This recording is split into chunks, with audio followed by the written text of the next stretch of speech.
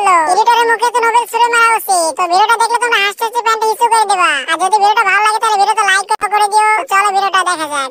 ওই শালা গেরামদন, এখানে কোনো নোবরা মাল লুকিয়ে আছে?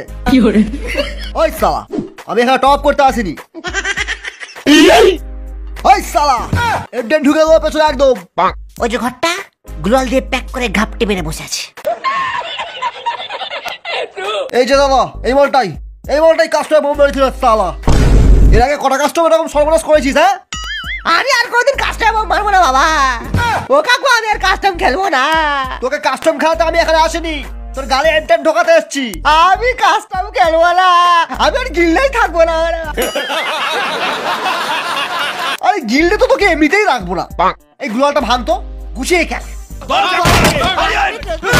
স্কাইল্যান্ডেই শালা।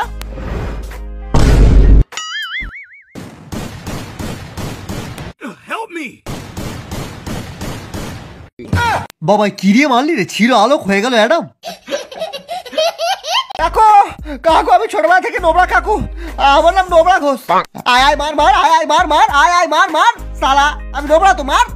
সালা আমি কি ট্রেনিং গ্রাউন্ডে অ্যাডাম নাকি রে সালা? যে পাচ্ছে সালা ডং ডং করে বাজিয়ে দিয়ে যাচ্ছে।